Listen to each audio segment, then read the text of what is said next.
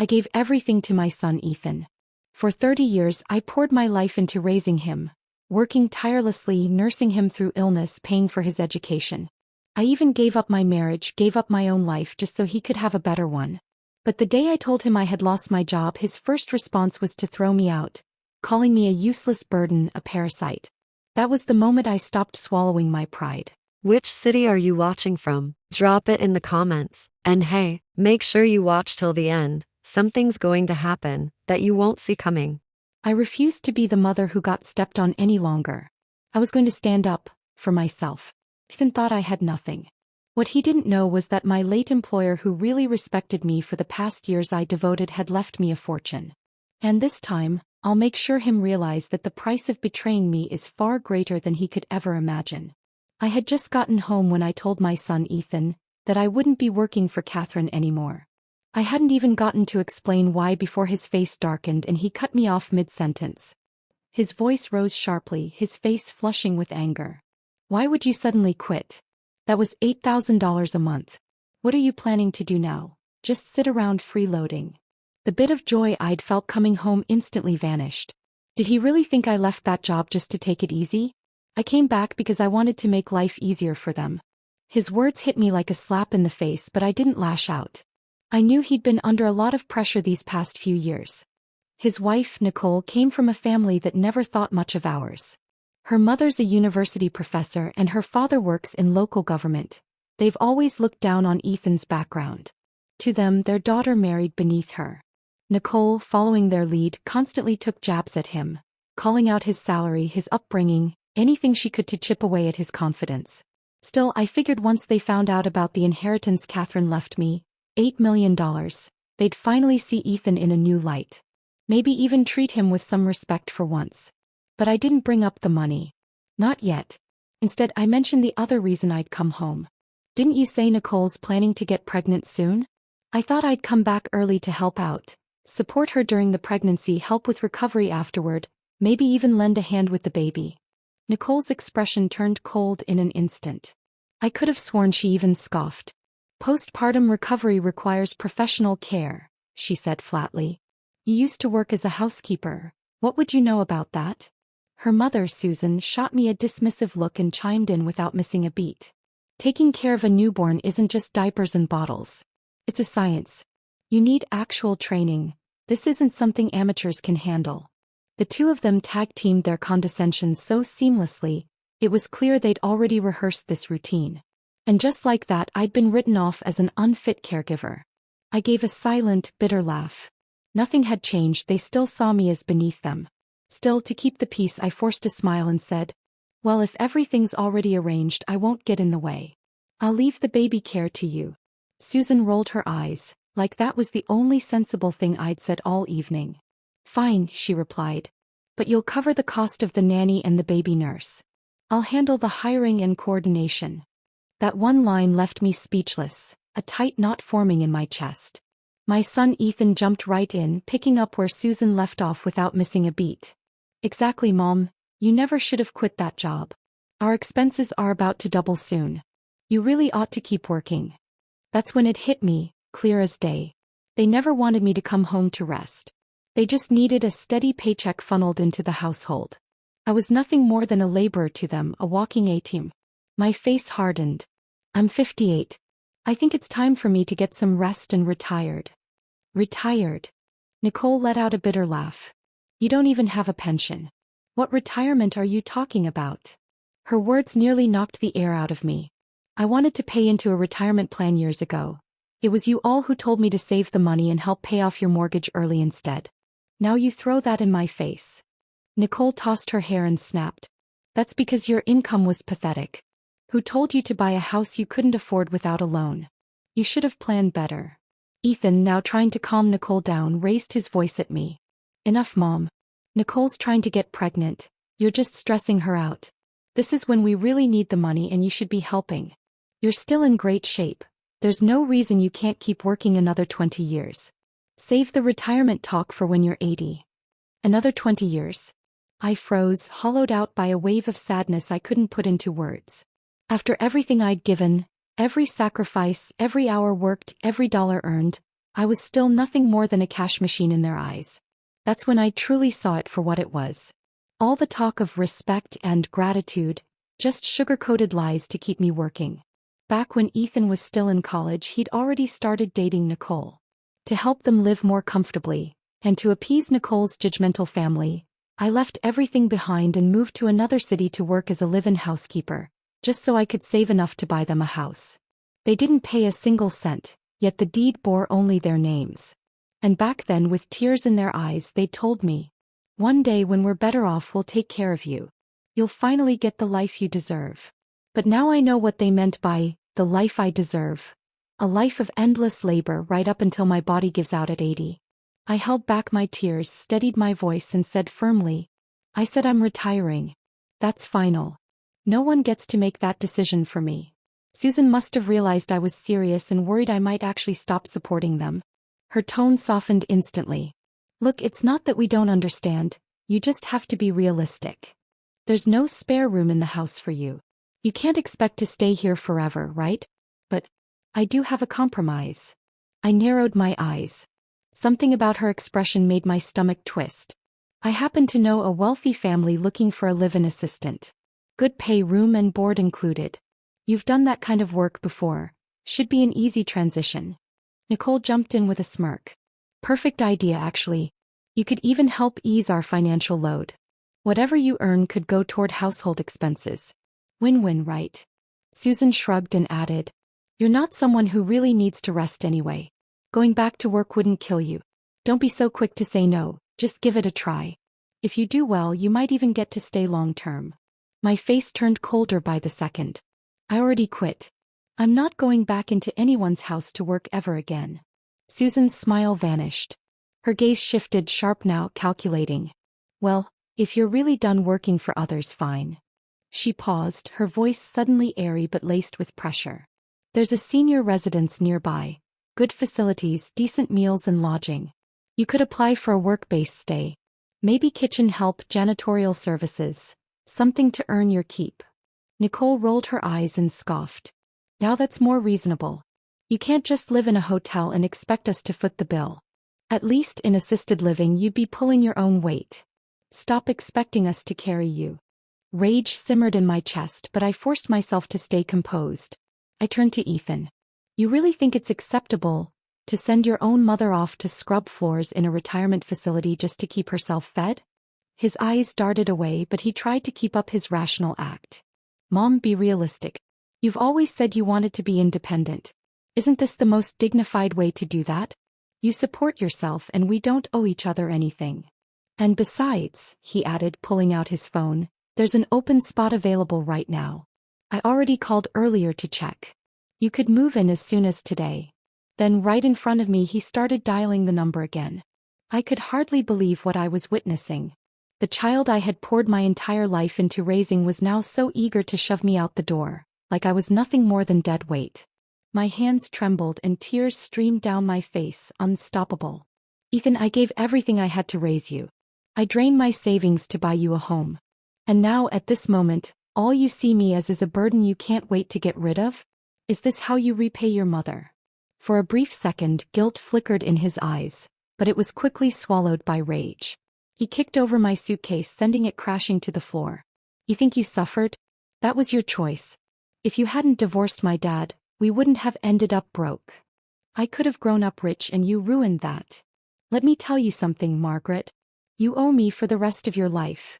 I stood there in stunned silence, staring into his bloodshot eyes as a dull, unrelenting pain tore through my chest, like a blunt knife twisting slowly, slicing into everything I had left. He had no idea. The only reason I divorced his father was for him. If I hadn't walked away from that marriage, his so-called wealthy father never would have claimed him as his son. In fact, he might have been dumped into foster care, treated like a stray dog no one wanted. Every sacrifice I made, every choice, every tear, was for him to have a chance at a whole life. But now here he was, biting back like a cornered animal, blaming me for destroying the very future I tried so hard to protect. I pressed a hand to my chest, trying to steady the storm inside me, but the ache only deepened. All those years of devotion, of sacrifice, of love, suddenly felt like the cruelest joke life could have played on me. Ethan wasn't my biological child, he was adopted. The first time I saw him, I was volunteering at the city's child welfare center. He was barely a year old then. Frail as a kitten, lips tinged with blue, his tiny body drained of all life. The director told me Ethan had been born with a severe congenital heart defect. His birth parents had abandoned him in a dumpster. A passerby heard his faint cries and brought him to the orphanage. I still don't know exactly what drew me to him. Maybe it was the way his eyes, full of fear and longing, clung to mine. Or maybe it was because I'd lost my own mother when I was very young. Something about watching a child suffer felt unbearable to me. I went home and discussed it with my then husband. After much thought, we decided to adopt him. From that moment on, we crossed the country searching for hospitals and specialists, doing everything we could to save Ethan's life. But 2 years later, my husband changed. He said he was tired of raising someone else's child. He wanted a child of his own. He gave me an ultimatum: either send Ethan back to the orphanage, or leave him and raise the child alone. I didn't hesitate. I chose Ethan. Back then, his condition was still unstable. I was terrified that going back to the orphanage would mean delayed treatment, or worse, the end of his life. So I worked double shifts, sometimes 3 jobs at once. At night, I'd sit at the kitchen table, eyes burning, making handmade crafts just to scrape together extra income. And somehow through those long, desperate years, I kept him afloat. He survived, recovered, and eventually became as healthy as any other boy. He even made it to college. I never told him the truth about his past. Not because I wanted to lie, but because I didn't want to burden him. He was already a sensitive, insecure child. I didn't want him to carry the weight of knowing he was first thrown away by his birth parents, then rejected by his adoptive father. I wanted him to believe the world could still be kind. That love, real love, did exist. But never in my worst nightmares did I imagine he'd grow into this. Cold, selfish, ungrateful. As furious as I am now, there's also a flicker of relief. Thank God I never mentioned the trust fund. If they knew that the $8 million had already been legally transferred to me, I can only imagine how much uglier this would have become. I looked at Ethan, my gaze icy and unflinching. If this is how heartless you are, then so be it. From this moment on, we're done. You and I have nothing to do with each other anymore. I reached down, lifted my suitcase, and turned to leave. But Susan suddenly grabbed my arm. What are you saying? Ethan is your son. You're supposed to be responsible for his future. You can't just pack up and walk away like this. Nicole stepped in, echoing her mother's outrage. Yeah, what kind of mother does that?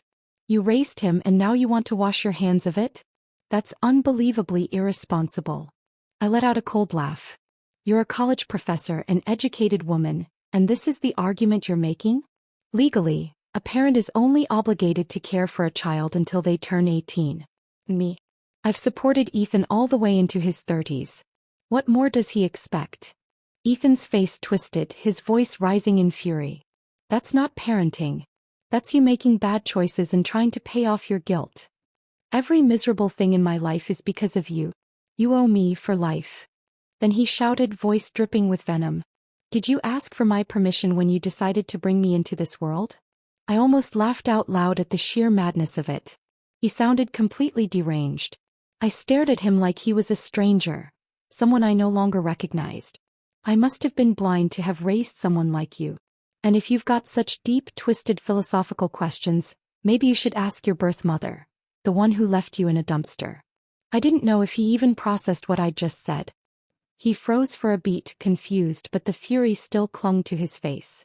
It didn't matter. Whether he understood or not no longer concerned me. I shook off Susan's grip and walked out the door without looking back. Almost immediately, I heard angry shouts behind me. You're disowning your own son? You're not even human. Don't get too proud, Margaret. When you're old, sick, and no one wants to take care of you, let's see how far that independence gets you. No one's going to hire a woman your age. When you hit rock bottom, don't come crawling back to us. I paused, turned around slowly, and looked at them with cool detachment. You should be more worried about yourselves, I said calmly. Don't forget the house you're living in, that house you treat like your birthright, was bought with every penny I scraped together over the years. If I ever decide to take it back, don't be so sure you'll still have a place to live. Nicole stormed to the doorway, pointing a finger at my face, seething with rage. Don't you dare touch this house. It's registered in my and Ethan's names. It's legally ours. You have no claim.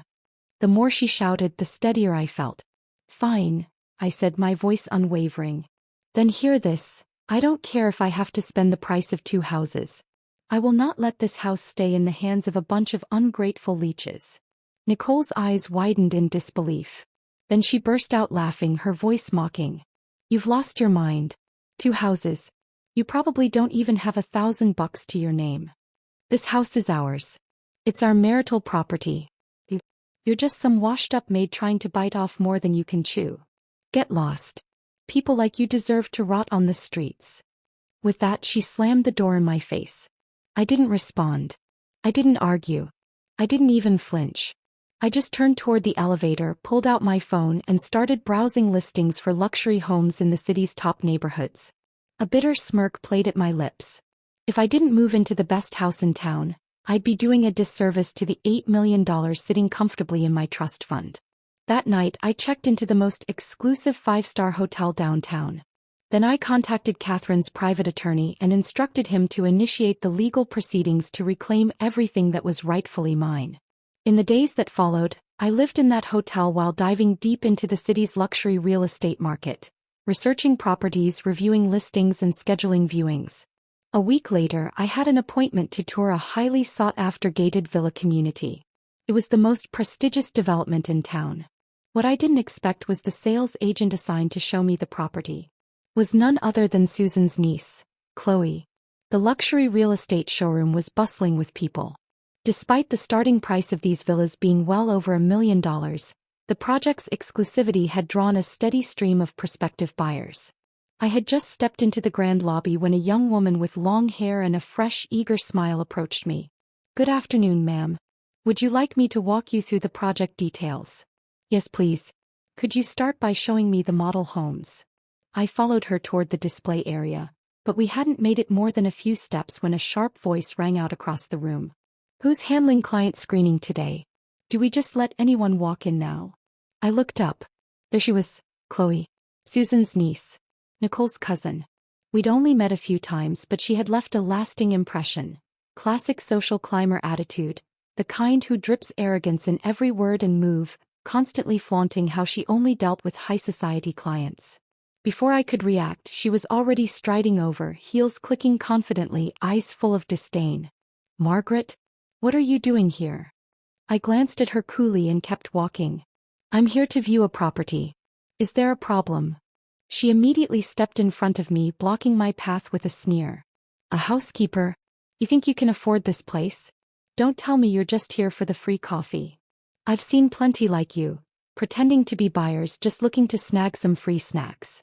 People nearby began glancing over, whispering, their expressions carrying that uncomfortable mix of judgment and curiosity. Some even nodding slightly as if to say she's not wrong. The young assistant beside me spoke gently, trying to defuse the situation. Chloe, I'm not busy right now. I can show this lady around. But Chloe shoved her aside without hesitation, eyes burning with contempt. And who do you think you are, lecturing me on how to do my job? The girl shrank back, intimidated. Then Chloe turned and waved over 2 security guards. You two, escort this visitor out of here. Now. The showroom fell silent. All eyes were on us.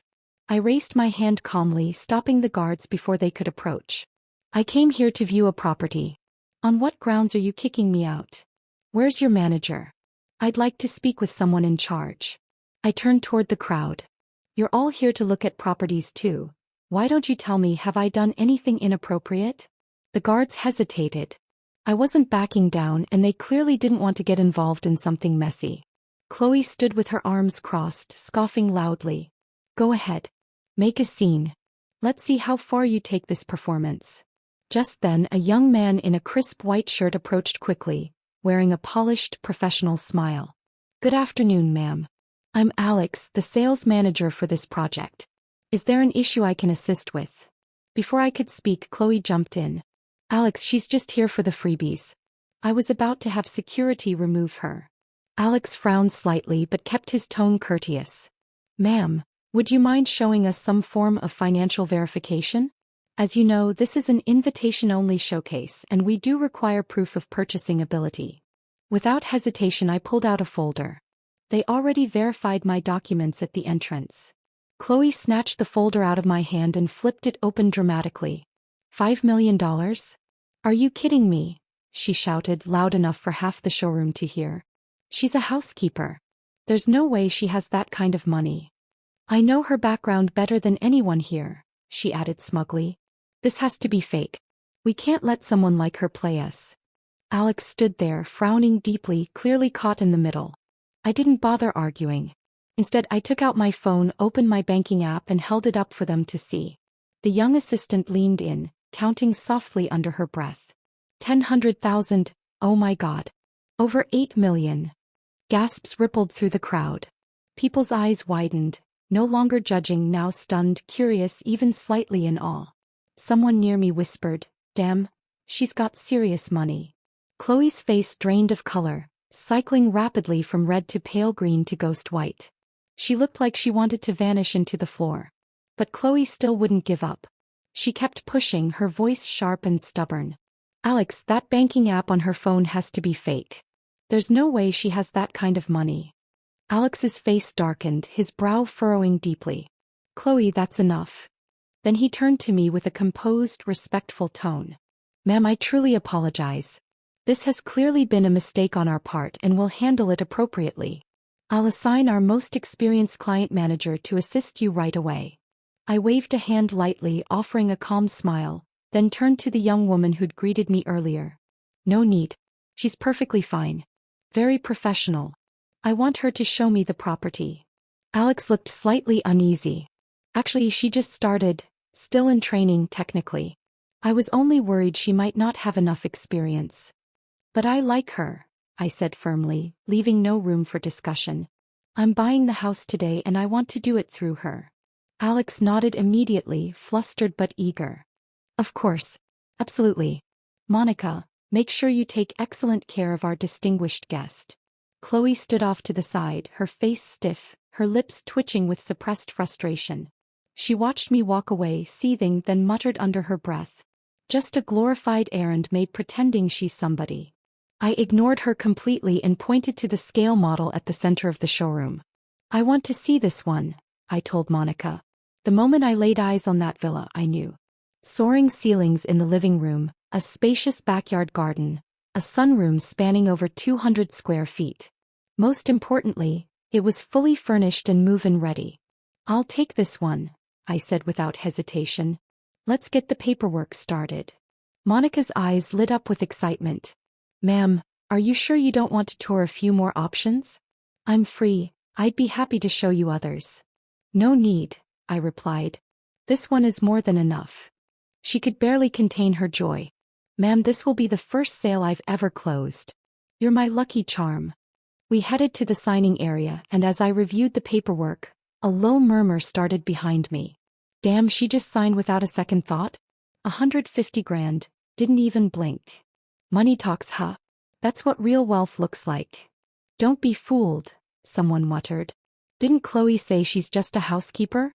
Probably flashing around her employer's money. These days even servants know how to put on a show. Bet she's just parading around with someone else's credit. Seriously, what kind of employer would trust a maid with that kind of cash? Millions." Then Chloe's voice cut through the whispers, laced with that gossipy venom she wore so well. "Oh, you have no idea. She's not your average housekeeper." "No? Then what is she?" "She's one of those live-in assistants for wealthy old men. You know, not just dusting and mopping, if you catch my drift." "No way. At her age? That's just shameless." "Ugh, some people will sell anything for money. If her family knew, wouldn't they be humiliated?" I set down the contract and turned toward Monica. "Monica," I said with a steady smile, "could you please get Alex for me again? I'd like to purchase another property." The room went completely silent. It was as if the air itself froze. Monica's eyes widened, her voice trembling with disbelief. "Ma'am, you're sure? You want another one?"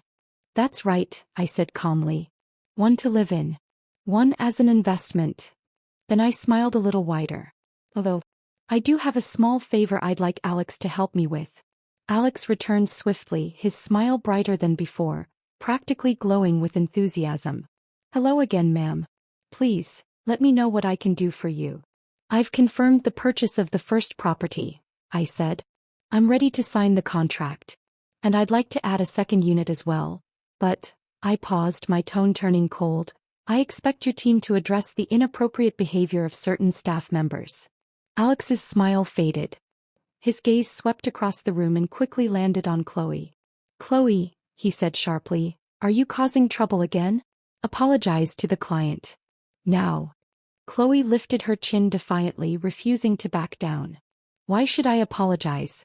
I only told the truth. She used to be a housekeeper. One of those live-in types who caters only to rich old men. And don't look at me like that, her son said it himself.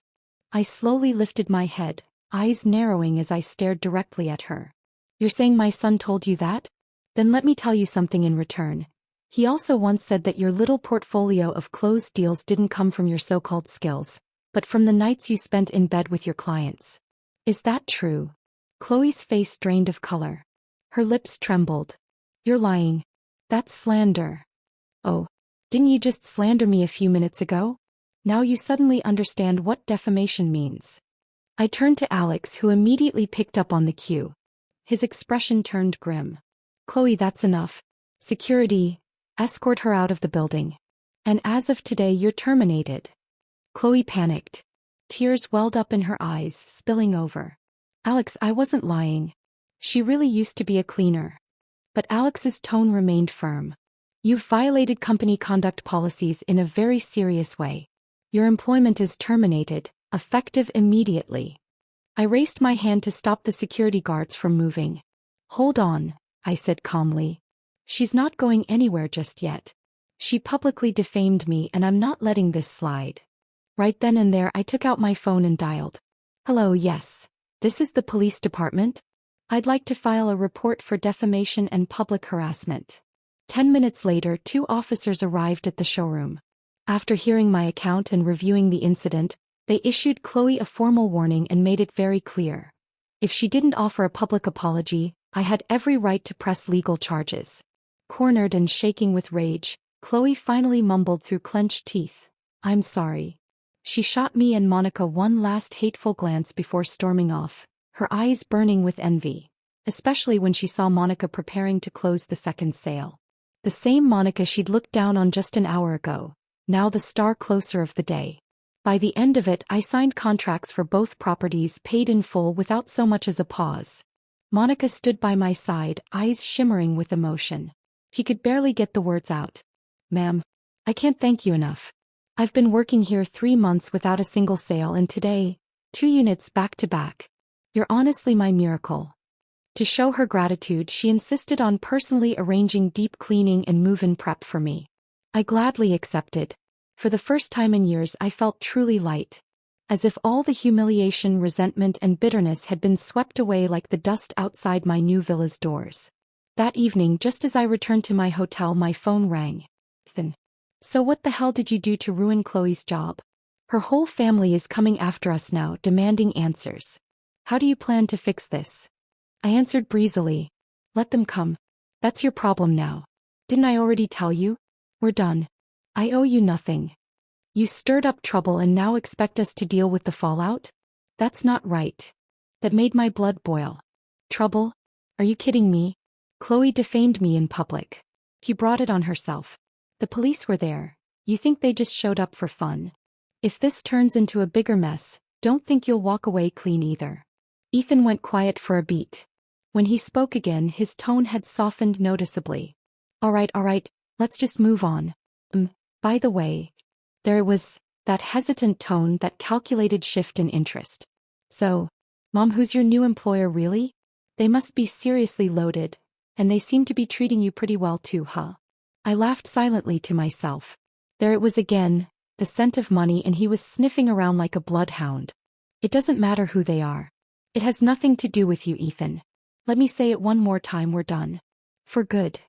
And with that, I ended the call and blocked every single number from him, Nicole, and their entire family.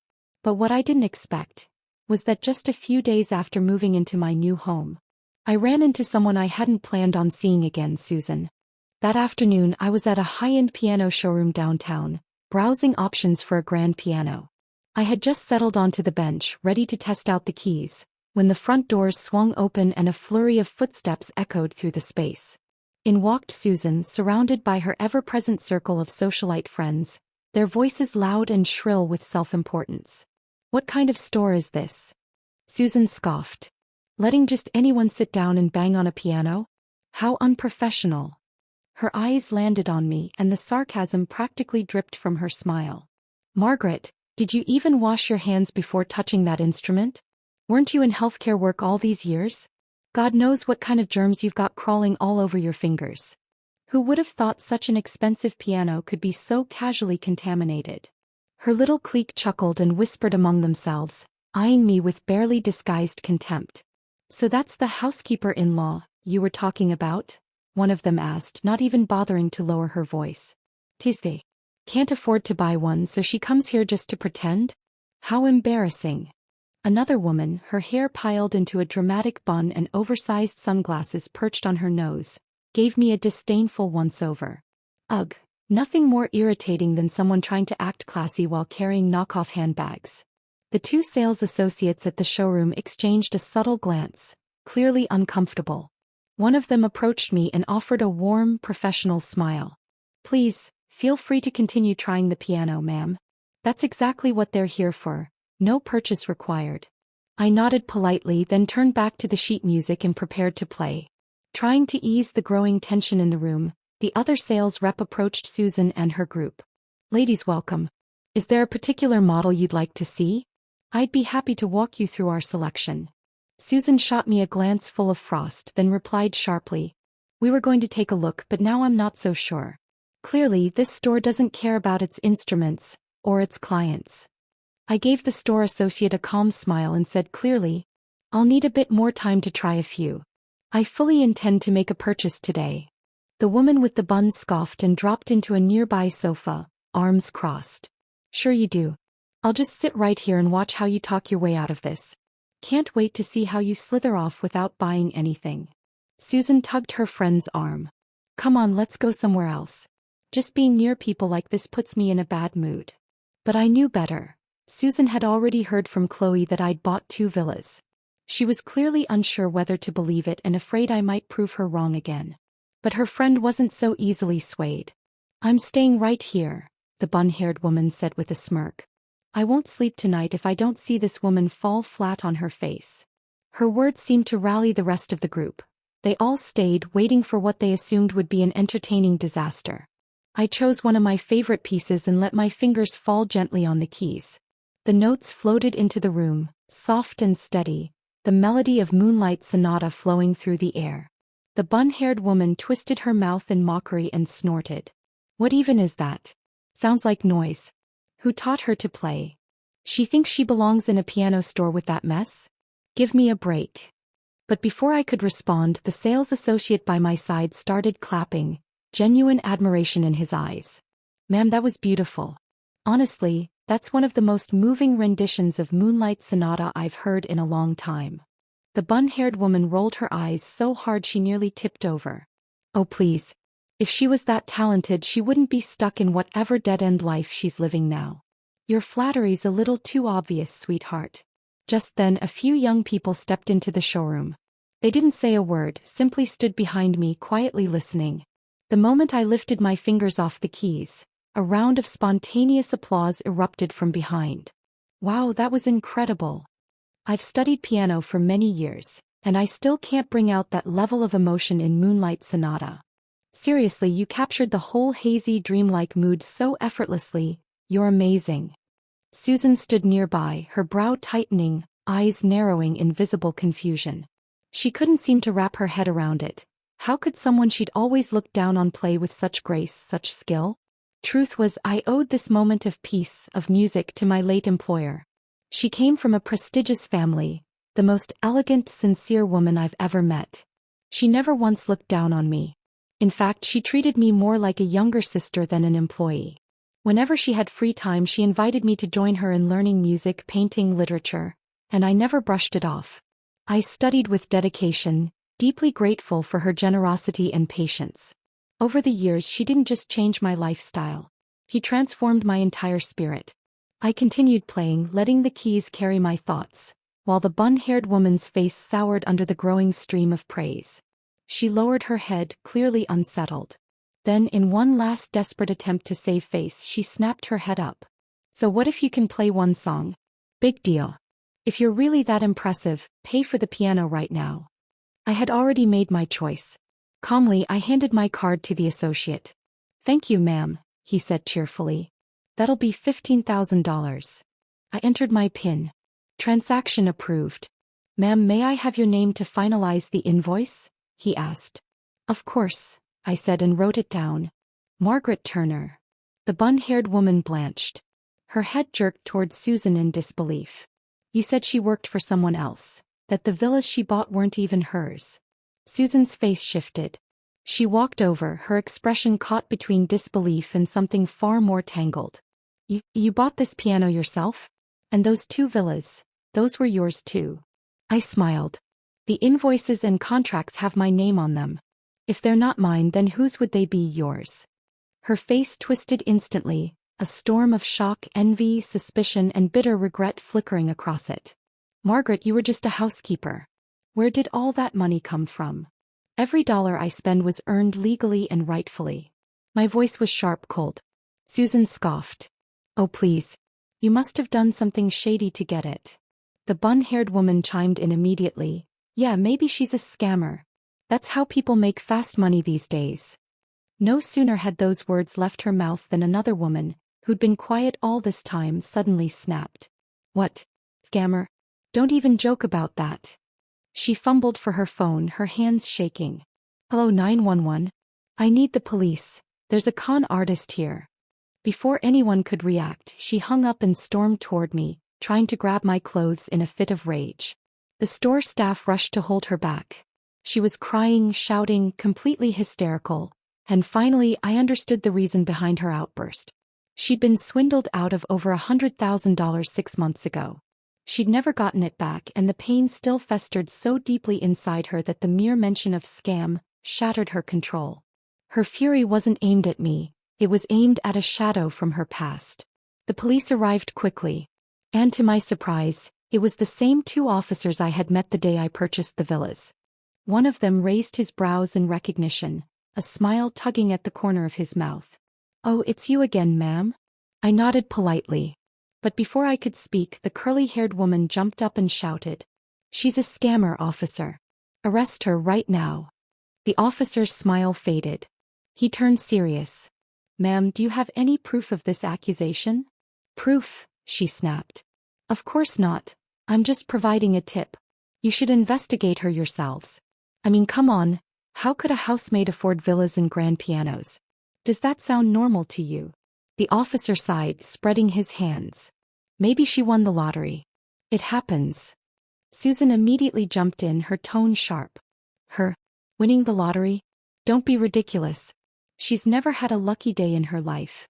Grew up without parents, failed marriage, low-class jobs. People like her don't get lucky, they get desperate. She has no education, no career path. What else could she have done besides some shady business to get that kind of money? The officer's expression hardened. Ma'am, I advise you to watch your words. Accusations without evidence fall under defamation and personal attacks. We can open a case if needed. Susan's face paled. She clammed up instantly. A swirl of emotions stirred inside me, frustration, pain, anger. But mostly clarity. Life hadn't been easy. I'd grown up alone. After the divorce, I bent over backwards to support a son who never appreciated a thing I did. And now, the very people who'd once enjoyed my sacrifices were using my lowest points as ammunition to attack me. If I had a nemesis in life, it was Susan, her daughter Nicole, and Ethan. They weren't just ungrateful.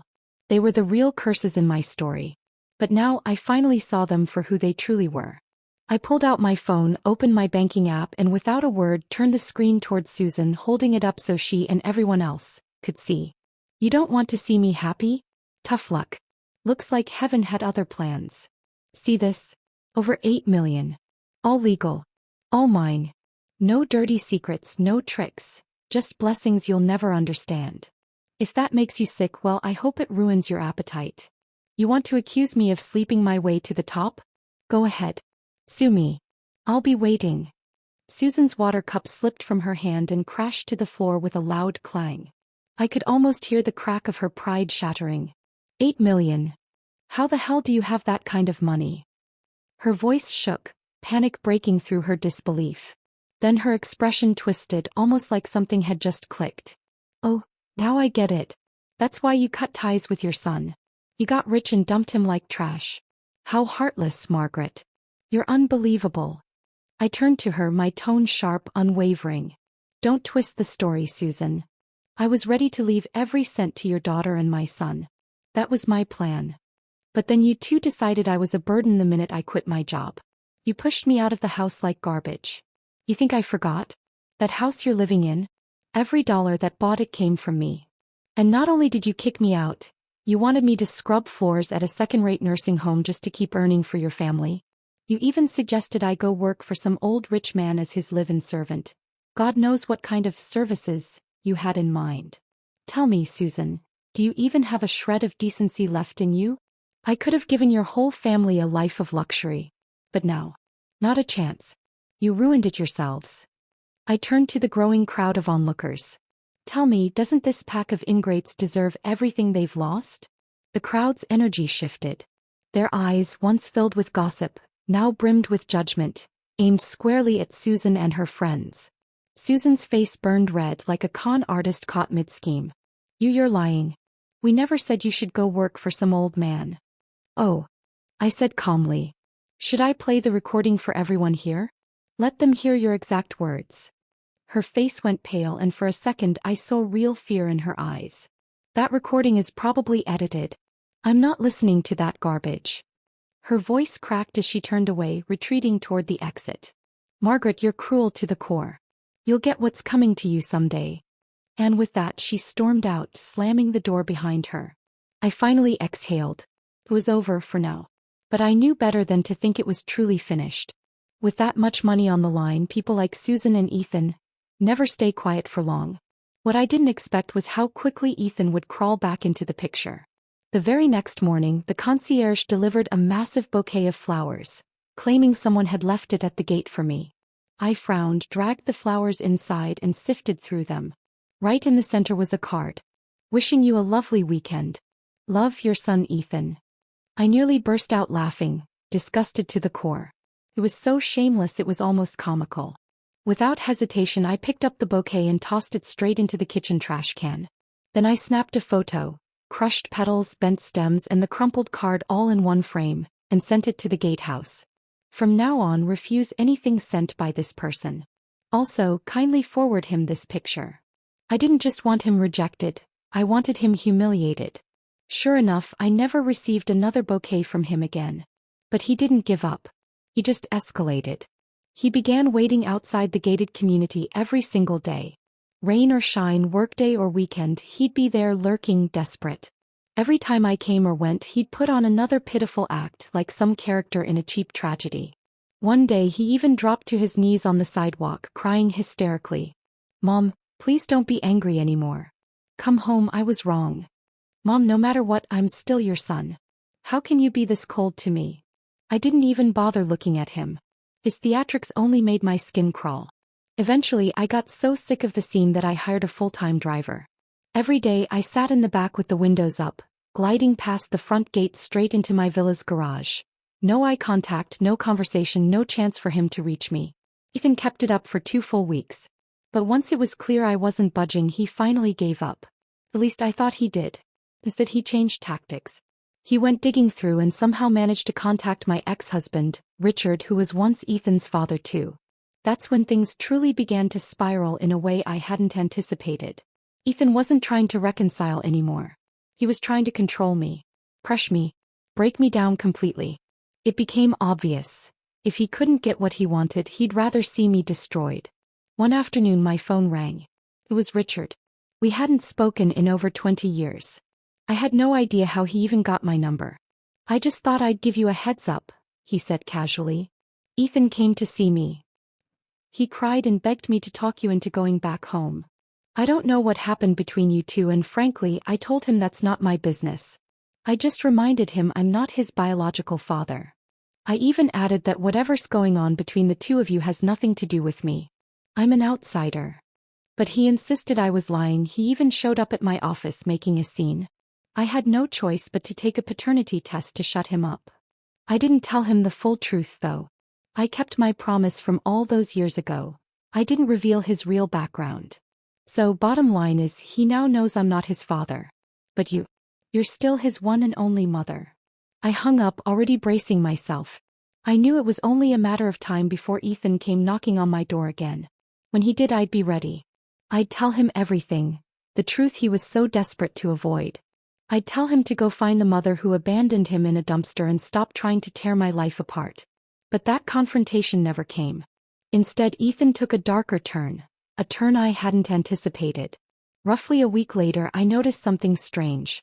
The way people in the neighborhood looked at me had changed.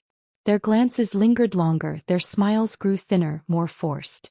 I brushed it off at first, until Monica called me one afternoon. "Margaret, I just wanted to say I know you're a good person. Please don't let what people are saying upset you." I was confused. What are people saying? That's when I learned what had really been happening. I'd become an internet sensation. But not the good kind. Ethan had started live streaming daily on a popular social media platform. His channel title? How My Mother Abandoned Me. I clicked in and saw the full picture. He hadn't outright accused me of being a mistress or anything scandalous. No, he'd gone for something much more insidious. He'd crafted a manipulative sob story, painting himself as a heartbroken, abandoned son, while twisting me into the cold, ruthless, money-hungry villain. In his streams he said things like, "My mother never really loved me. I worked so hard, studied so hard, and she wouldn't even support me in the smallest ways. The year I got into college, she left for another city to work as a live-in assistant for rich people, leaving me to live alone in a tiny rental apartment. When I got married, she didn't contribute a single dollar. Even when my wife got pregnant, she never offered a shred of help. Now that she's suddenly rich, she's cut me off completely, like I never existed. I don't even want money, I just want her to acknowledge me as her son. But she won't even say my name. She lives in a mansion now, rides in luxury cars, and enjoys an upper-class life, while I get judged and humiliated on the streets." The comments section exploded. People split into two camps. Some sympathized with him, others called me heartless. And of course there were the instigators. A mother like that doesn't deserve to be called one. She should be ashamed. He's so pitiful. I'd do anything to give him the love he never had. His live stream blew up. His follower count skyrocketed. He even started selling merchandise and products on his channel, riding the wave of pity donations from his so-called supporters. "Will be the warmth your mother never gave you. You deserve better, sweet boy. She doesn't deserve happiness." And then things turned even uglier. People began digging into my personal life. My name, my photo, my address. All of it started circulating in comment sections and reposts. I had officially become the face of a social media villain, the most heartless mother on the internet. And then that evening my phone rang again. This time it was my lawyer. "Margaret, we can proceed with legal action right away," my lawyer said. "We can file for removal of defamatory content, demand a public apology, and pursue compensation for damages." I paused for a few seconds, then smiled calmly. No rush. Let him perform a little longer. I plan to take this into my own hands first. That same night, I registered my own account on StreamNet and launched my own live channel. I titled it, "So This is the Mom Who Abandoned Ethan." First, I dropped into Ethan's stream and sent several $1,000s in donations, instantly grabbing attention and spiking the live chat feed. Then I sent a message across the screen for everyone to see. "Hi everyone, I'm the heartless mother Ethan's been talking about. He's been crying for weeks, saying I cut off his financial support. Come over to my channel, I'll show you the truth.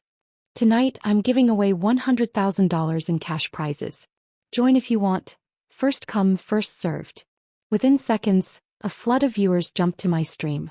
Traffic surged wildly and I started sending out the promised rewards. The comment section exploded with excitement. "Thank you, Sugar Mama. This is the real content queen, taking notes. She's more loving than my own mom. Riding the wave of viral momentum, I officially began my live broadcast.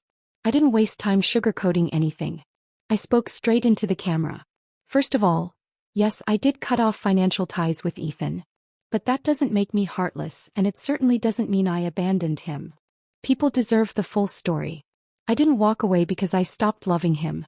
I walked away because his greed became unbearable. When I first received the inheritance from my late employer, my intention was to leave it all to Ethan and his wife. But do you know what their response was? Instead of gratitude, they accused me of wanting to freeload and teamed up to throw me out of the house. They even suggested I move in with a random elderly man as his live-in assistant, because in their minds, my only value was continuing to work and funnel money into their household. To them, I wasn't a mother. I was a bank account.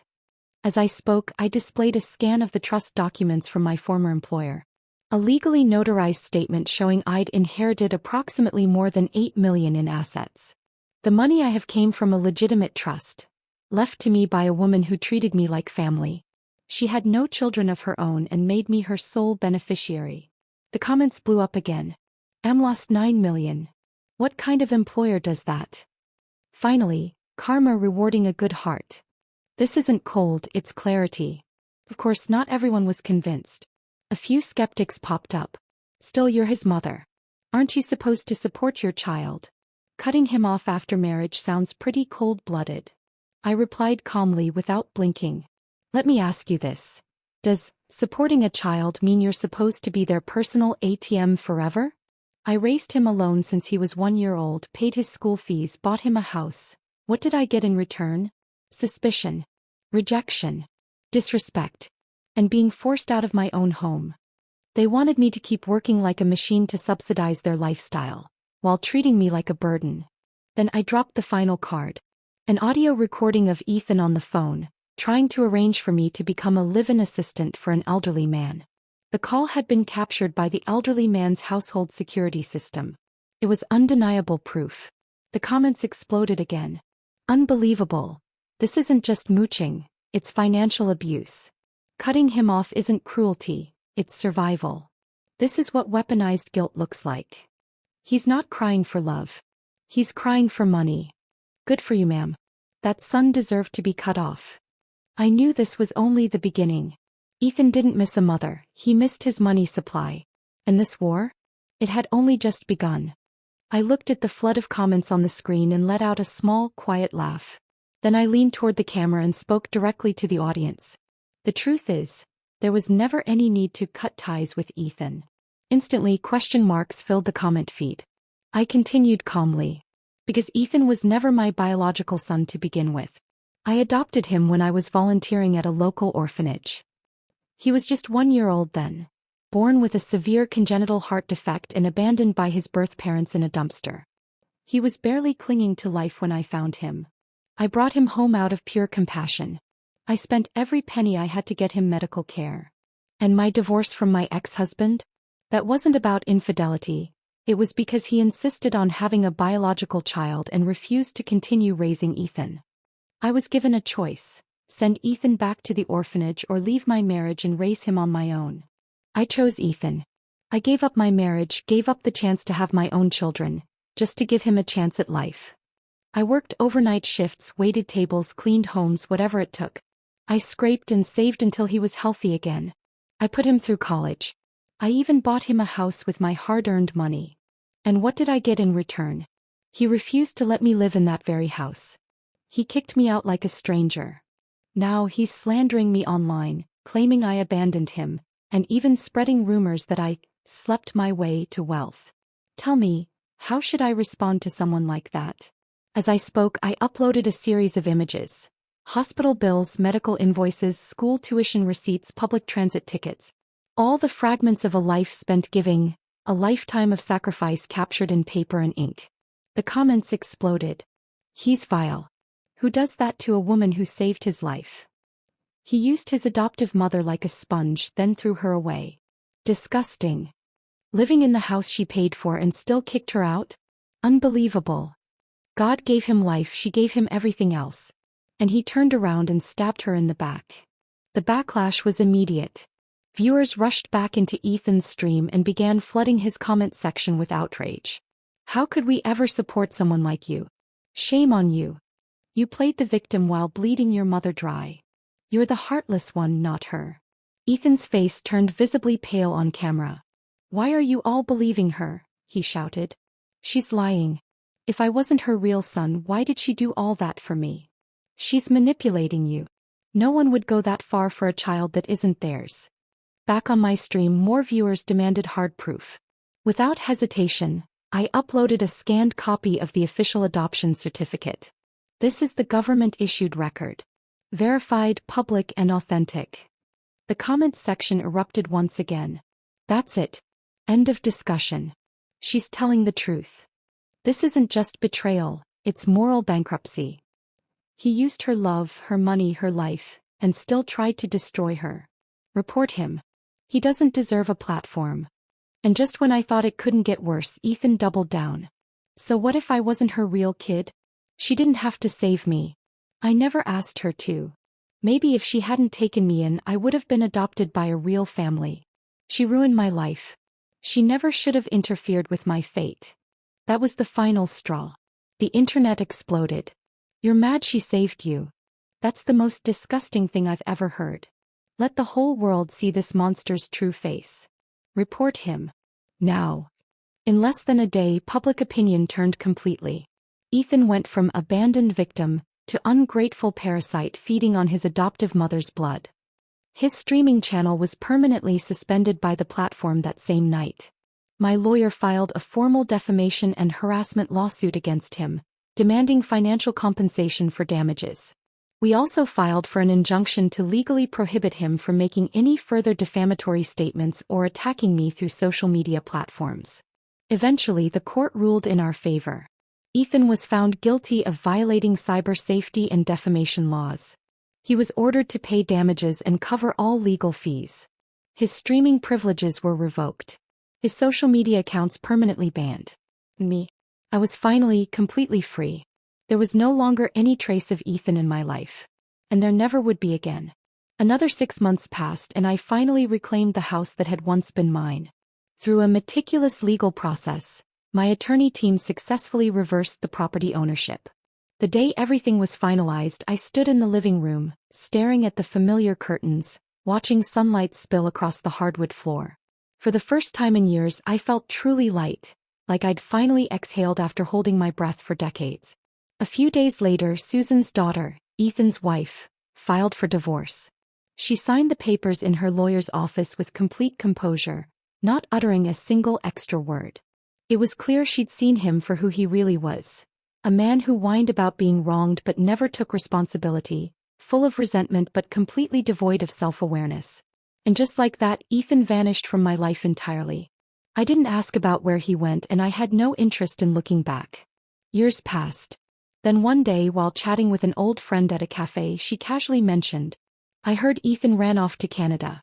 He's always online bragging about how free and easy life is over there." Out of curiosity, I searched his name online. What I found was haunting. The video footage showed him disheveled and hunched beside a trash bin on a street corner, gnawing on a piece of moldy bread with vacant, unfocused eyes. Sometimes he'd break into a manic smile. Other times he'd burst into uncontrollable sobs that tore through his whole body. He'd lost his mind. The same man who once stood in front of a camera, painting me as a villain, fishing for sympathy, selling sorrow for attention, had become exactly what he deserved to be, a ghost on the margins of real life. But I didn't feel satisfaction. I didn't feel anger anymore either. He had simply become the sum of his own choices. No amount of followers could save him. No amount of lies could keep his story standing. He lost the sympathy he'd stolen. He ruined the integrity he never valued. And eventually life did what it always does. It caught up. As for me, I was finally done with a battle that had drained me for over 30 years. The 2 villas I'd bought on impulse during that dark chapter? I sold them during the housing market upswing, and walked away with a tidy profit. What once symbolized fury and defiance had turned into the foundation of my next chapter. Eventually, I moved to a quiet lakeside town on the western edge of the city. It wasn't the most expensive neighborhood, but it was everything I'd ever wanted. Sunlight flooded the windows. My garden bloomed with wisteria and roses. The kitchen always smelled of my favorite dark roast coffee. My easel stood beneath the trees, waiting for lazy afternoons of painting. The air was clean, the world slow, and life gentle. No one called me mom anymore just to demand something. No one accused me of being cold. No one claimed I hadn't done enough. For the first time I could hear my own breath in the music, in the sunlight. For the first time I finally belonged to myself. Sometimes people still ask me, "Do you regret adopting Ethan?" I used to think long and hard about that question. But now when I hear it I just smile softly and shake my head. No, I say. I don't regret it. I only regret not understanding sooner. That kindness should never be practiced at the cost of self-destruction. Learning to protect myself was the most important lesson I ever learned in the second half of my life. I was never a perfect person. Never a saint. But I became something far better. A woman who finally lived for herself. And it turned out that wasn't too late at all.